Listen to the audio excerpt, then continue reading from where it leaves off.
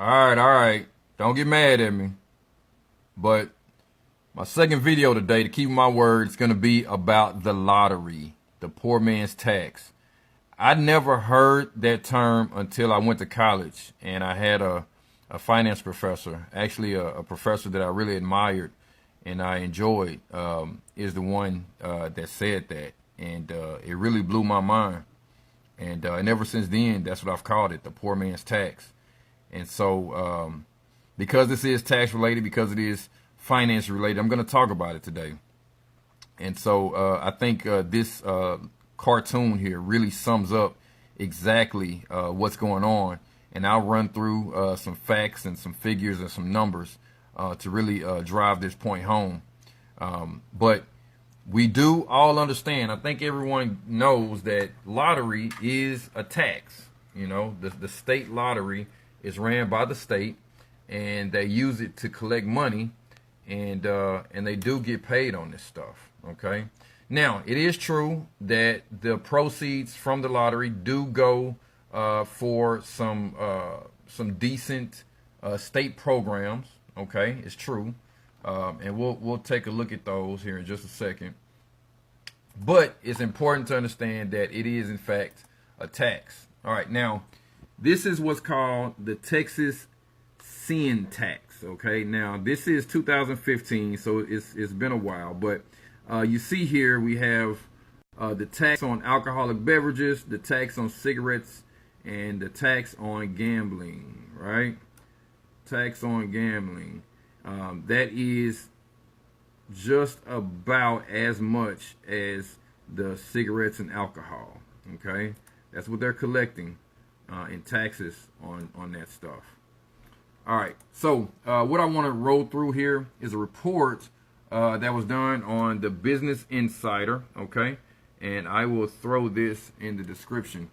And I'm just going to run through this stuff very quickly. Not going to spend a lot of time on it. I don't give a lot of weight to stories like this, but I think it does illustrate exactly what I'm saying. This is something that reportedly has actually been, accurately accounted and done as far as these types of reports. So let's just scroll through these here.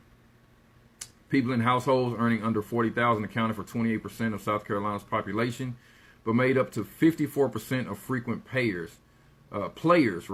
Uneducated people also made up a disproportionate share. Poor people were 25% more likely to play for money rather than fun, compared to an average in one survey. In other words, they play for the wrong reason. 49% of Californians with less than a high school education participated during 1 week in 1986, compared to 30% of those with a college degree. Lottery play was most popular among laborers and least among advanced professionals. Let's see. Skip that one. Let's see. Texas instant tickets were more likely to be purchased by a person who was out of work than someone who was employed or retired. I mean, this kind of stuff goes on and on. Highest concentration of Connecticut lottery players was in the poor cities, New Haven, Hartford, and Bridgeport. Like I said, I don't give a lot of weight to this stuff, but supposedly these are real surveys that were done, accurately is what they're saying. And of course, all the sources and everything there. This National Tax Journal is reporting this one. So you can go in and take a look at this stuff yourself. So let's take a look now at the actual numbers. So what this is the Texas Lottery Commission's yearly report. Okay, their fiscal year ends on August 2018. So this is the most recent one, and I want to scroll up to the top, and I have to come back down to that one. I was supposed to look at the page number, and I didn't. It's okay though. See, here we go. Is this the one I was looking for? Oh no, gotta go up a little bit higher. All right, here we go. All right, so again, this is most recent. This is August 2018.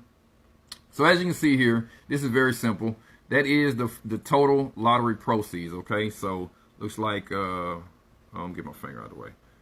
5.6 billion is what they brought in, okay, in lottery revenues. And they paid out lottery prizes right there, okay, 3.6 billion. So a little bit more than half. That's not bad. That's not bad. I do look at casinos, but it's been a while, so I don't want to talk about what their numbers are. But a little more than half is not bad. Can I get this thing to focus again? Or is it just done focusing? Okay, there we go. All right. One thing that I wanted to point to was a salary and wages, $19 million. $19 million. $5 million for professional fees. 33 million for printing. That's going to be printing all those lottery tickets. And then of course they're paying the retailers, right? So that person, you know, at the corner store selling those lottery tickets is getting paid. So of course they're going to be hawking those things, right? And then the other thing that we want to look at was what they paid out to the government, and it's not there. So let me scroll down and find that.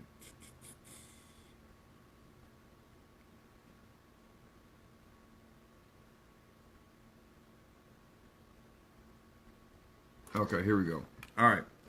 So this was the money that went to, here it is, to the Foundation School Fund during 2018. Looks like 1 billion, and then they paid 18 million to Texas Veterans Commission, and Health and Human Services got 400,000. So, you know, I mean, you know, some of this stuff does go to good things, which is okay, but it still doesn't change the fact that it is in fact a tax, right? It is a way for the government to make more money, and they do it at the expense of those that don't have a lot of money. Because the truth of the matter is that if you have money, if you're financially secure, if you're financially free, you're not trying to play games to make more money. I mean, you're already making money. You already got your stuff. You don't need to. It's just the truth, you know. But when you're broke, when you don't have, and when you really need, when you really want, that's when you go to, you know, playing lottery and things like that. Now, like I said, don't get mad at me. You know, if you're doing this stuff for fun, cool. I understand that you're doing it for fun and it's entertainment, and you're spending money on entertainment. That money is lost. If you win, you win. If you don't, you don't. But if you are playing the lottery because you want to win money, because you want to make money, please find something else to do. You know, start a business, sell a product, sell a service. You know, ask for money, right? Fundraise.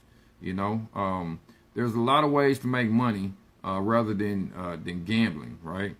Because as you know, the business itself cannot sustain itself. Right, the Texas Lottery cannot stay buoyant. It can't stay profitable if it's giving out more money than what it takes in. Which means is you're likely to lose. It's simple as that. It's simple as that. I mean, it's in the numbers, right? They bring in 5.6, they pay out 3.6. I did a quick little number on that. Okay, what that means is, and let me clear it so you can see. 3.6.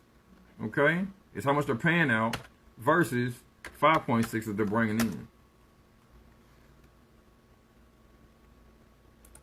That can't be right. Let me see.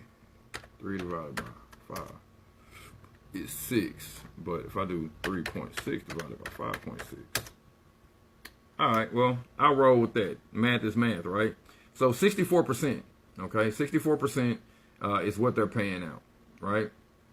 A little more than 64% actually, because they paying out 3.66 billion. They're taking in 5.62 billion. So it's a little bit more than 64%.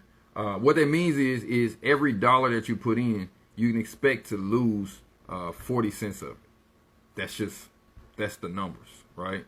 And if you go back and look at their yearly reports, you know, from year to year, you can simply do a quick average to see what their average take in and payout has been.